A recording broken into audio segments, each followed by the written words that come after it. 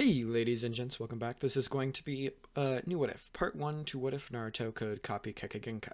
So now, I have a little bit of a announcement slash, yeah, it's pretty much just an announcement. So I have an announcement to make. So, I'm if you guys watched my last video, part 2 to what if Naruto had all of the chakra natures, then you know that at the end of that video there was a little poll to decide whether or not I would continue with what I'm doing for like my upload schedule. And most people, or like this question was, should I keep like a ton of different series going at once, depending on how many like episodes there were would depend on how many like views and different things like that. So most people voted that I should not just like do that and that I should only have like 2 or 3 series running at a time. So now I'm going to make a little bit of a concept kind of a thing. So I'm just going to call it What If Week because it's pretty self-explanatory what that's going to be. It's going to be like once a week, like there's going to be I'll probably have 3 different like series going, and to get into that specific like what if week, there's going to be like 3 of them. They have to be relatively popular. Like say I make like a what if and it only gets like probably like 100 to 150 views after like the first day, I'm probably not going to make a bunch of parts to that. So don't think that just because I'm announcing this, I'm just going to like say I make like a certain type of video that's gonna like like that certain what if will go to like the end and like finish it. They have to be at least relatively popular in order for me to decide that it would be worth it to continue on going with that certain type of what if. So that's what I'm going to be doing. So I'm just going to say that for now, within like the first day, they just have to be at like 5 to 600 views, and if they're above that, then heck, then good job for them. Like, but if they're below that, then maybe occasionally like I will make what ifs about that, but I'm probably just gonna like have like a schedule that I'll upload like one will be this day, and then the next week it'll be the same day, and so on until the series is over. And I'll have that for like 3 different what ifs. So say I upload one on Tuesday, one Thursday, one Saturday, and then it'll just continue on like that. And the days in between, I'll either upload gaming or different random ones that are doing relatively poorly compared to the ones that are actually like involved in the what if week. So that's the plan for that. If you like that, leave a comment below, like the video, and let's jump right into what if Naruto could copy Kekkei Genkai. So now, this is going to start off with nothing really changing much from Naruto's actual childhood about until he's probably the age of 8 or 9. And he actually notices that he can copy Kekkei Genkai when he sees Kakashi in the field training. And he's watching Kakashi and watching what he's actually doing. And this is when Kakashi reveals his Sharingan, and he's pretty much practicing with his Sharingan. He's trying to be able to use his Sharingan with less negative effects than, like, because you can train with your Sharingan enough where it would have less negative effects for you being not an Uchiha. So Kakashi is trying to train with his Sharingan pretty much. And I'm going to make a little disclaimer here. His copy ability isn't going to like just completely like copy the exact abilities. They're going to be unique to him. So say he copies Kakashi's Sharingan, he most likely isn't going to get Kamui. So I'm just going to make that little announcement so he will not be getting like Kamui, or if he copies, say, like obviously if he copies like Shikamaru's Shadow Paralysis or something like that, his abilities will be really similar to what Shikamaru's was, but like with the Sharingan, a bunch of the different like abilities that you could get will vary greatly when you get them on Gekyo. So I'm just going to make that little disclaimer here. So he's watching Kakashi train, and obviously Kakashi ends up using his Sharingan. And Naruto's looking at this, and then suddenly, not just one eye, but both eyes turn into a Sharingan. And it's not three Tomo, whatever it is. It's just one Tomo. And Tomo? I don't remember how to pronounce the name. I'm sorry. I'm sorry, but I don't remember how to pronounce it. But it's just one. And Naruto's like, wait a minute, what is this power. He can suddenly see the flow of chakra, and everything around him seems to be moving in slow motion. He's like wondering what is happening to me, and he can now clearly see like what Kakashi's doing. And Naruto walks up to him, and now Kakashi's looking at Naruto, and he's like, kid, you're an Uzumaki, correct?" And Naruto just kind of nods. And now Naruto didn't actually see what has happened to his eyes. He just noticed the different changes that he was seeing. And Kakashi now tells him, "Then why do you have a Sharingan?" And Naruto now he looks shocked. He's wondering what the heck this Jonin is talking about. He's like, "What do you mean I have a Sharingan? I don't have a Sharingan." And now Kakashi pretty much tells him that he indeed does have a Sharingan, and Naruto runs home at full speed, and he looks into a mirror. And obviously, when he looks into the mirror, his Sharingan is shining bright, and Naruto feels immense amounts of fear. All he did was see it. He didn't, like, what? How did this happen? How could he, what?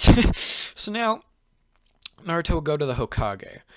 And by the time he got to the Hokage, he has been able to deactivate his Sharingan. I know most people, when they get a transplant, can't actually, like, deactivate it. But I'm going to give Naruto the ability to, since he can copy Kekkei Genkai.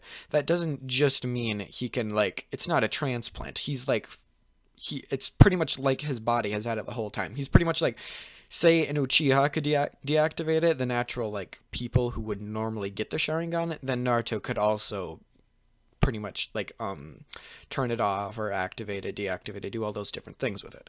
So by the time it gets to Hiruzen doesn't really think much of the fact that Naruto's being really worried, because Naruto hasn't actually explained to him what happened yet. And he's explaining to Hiruzen what was going on, and Hiruzen doesn't believe him. And Naruto is now trying to remember that feeling that he had where his chakra was.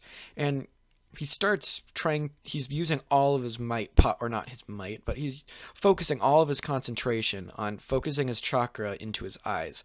And he actually successfully does it, activating his one Tomo Sharingan once again. And Hiruzen is now looking at him in awe, and he's like, "What did you do to get those eyes?" And Naruto's like, "All I was doing was watching Kakashi-sensei train." And now Hiruzen decides to call in Kakashi.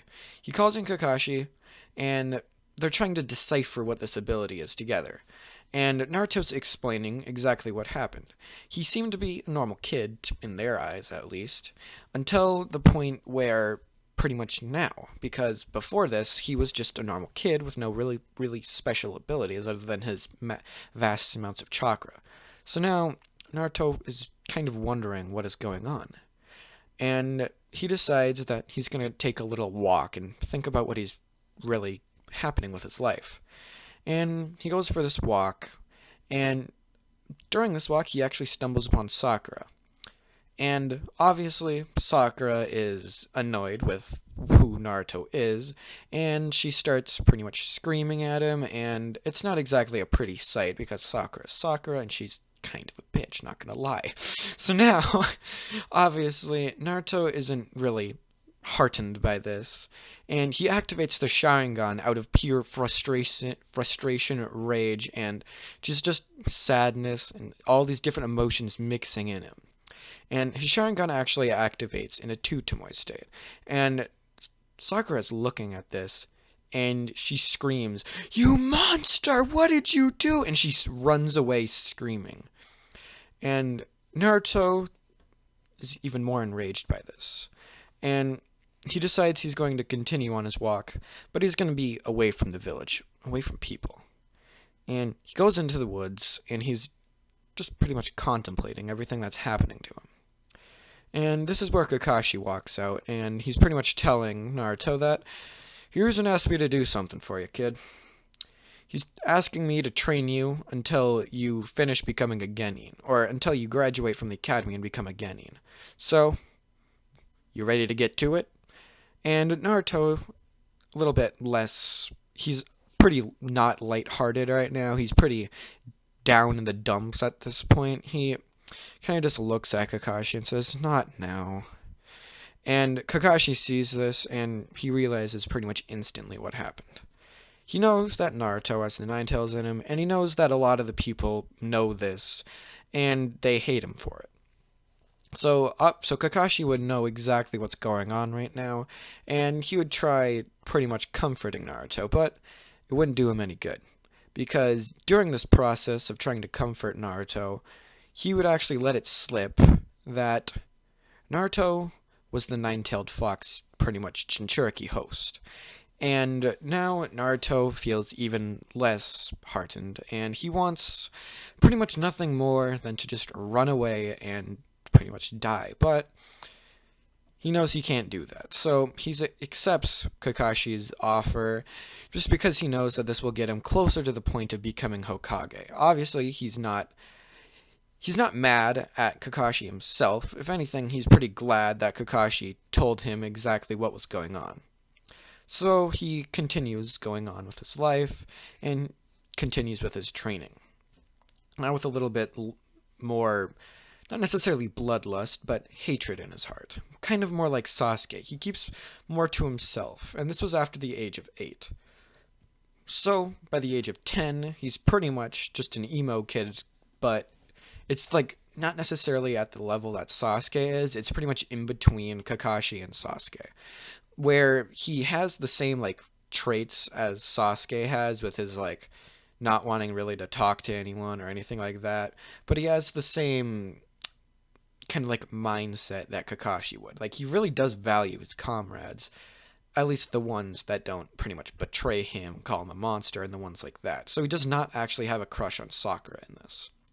So now it's Naruto, and he's at the age of 12. And Naruto was taken around the village by Kakashi to pretty much look at different Kekkei Genkai or Kekkei Genkai, Kekkei Todo. He can pretty much just copy any like special clan jutsus and abilities and stuff like that.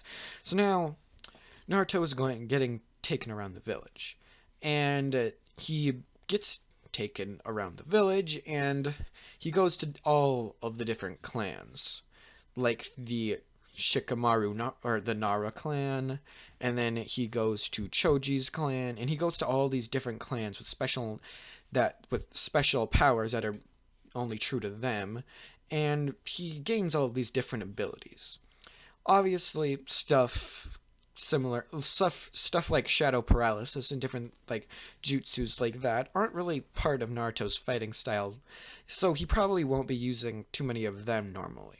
But stuff like partial expansion jutsu or expansion jutsu would be very helpful for Naruto as a person. So that's where I'm going to leave this part off. Pretty much just the end of where Naruto first becomes a Genin, and we'll probably just cover the bell test and all those different parts different parts of Naruto in the next one. So I'll see you guys later. Peace out. Bye.